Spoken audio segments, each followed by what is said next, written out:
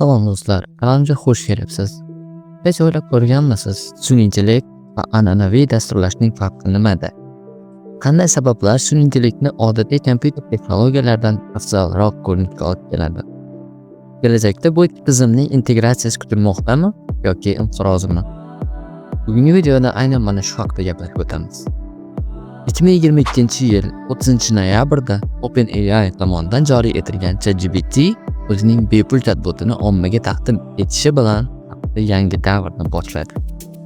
2023-yilning yanvariga kelib esa bu texnologiya 100 milliondan ortiq foydalanuvchiga ega bo'lib, eng tez o'sayotgan dasturga aylandi.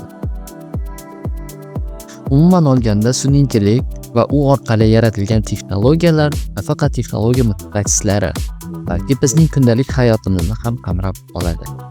Bugungi videoda siz sun'iy intellektning qanday ishlashi va an'anaviy kompyuter tizimlari bilan farqlanishi haqida batafsil ma'lumotga ega bo'lasiz. Qani, boshladik. An'anaviy kompyuter texnologiyalari odatda oldindan belgilangan ko'rsatmalar asosida ishlaydi. Misol uchun, agar kompyuterdan shirinlik pishirish haqida so'rasangiz, u sizga faqat belgilangan retseptni taqdim eta oladi. Boshqa so'zlar bilan aytganda, kompyuter faqat buyruqlarni bajaradi. Ammo yangi vaziyatlarga javob bera olmaydi. Sun'iy intellekt tizimlari esa aksincha, o'ziga berilgan ma'lumotlar asosida o'rganish va moslashish imkoniyatiga ega. Shirinlik masalasida u bir necha turli retseptlarni tahlil qiladi va o'z tajribasiga asoslanib eng yaxshi natijani tanlashga harakat qiladi. Bu esa sun'iy intellektni an'anaviy tizimlardan anchagina ilg'or qiladi. An'anaviy kompyuter tizimlari doimiy ravishda bir xil vazifalarni bajaradi. Ular oldindan berilgan ma'lumotlarni qayta ishlaydi, hech qanday yangilikka moslashmaydi. AI esa har doim yangilanish jarayonida. Bu esa uni murakkab vaziyatlarda, masalan, prognozlash yoki taxmin qilishda o'ta samarali qiladi. Misol uchun, AI yordamida yaratilgan AlphaGo kompyuteri 2016-yilda Go o'yinida dunyoning eng yaxshi o'yinchisini mag'lub etgan edi. Bu o'yin sun'iy intellektning o'rganish va strategik qaror qabul qilish imkoniyatlarini juda yaxshi ko'rsatdi. Hammamiz yaxshi biladigan Tesla avtomobillari esa o'zining avtonom haydash tizimi orqali haqiqiy hayot sharoitiga o'rganadi.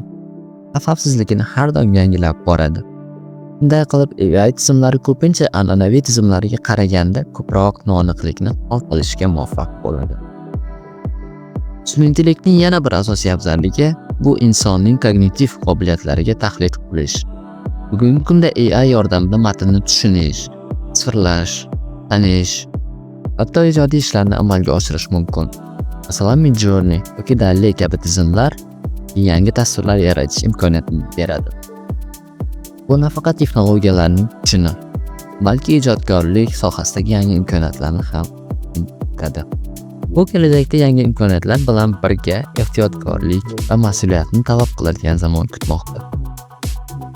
Shunday qilib, bugungi videomiz ham o'z nihoyasiga yetdi. Agar video yoqqan bo'lsa, like bosishni va kanalimizga obuna bo'lishni unutmang. E'tiboringiz uchun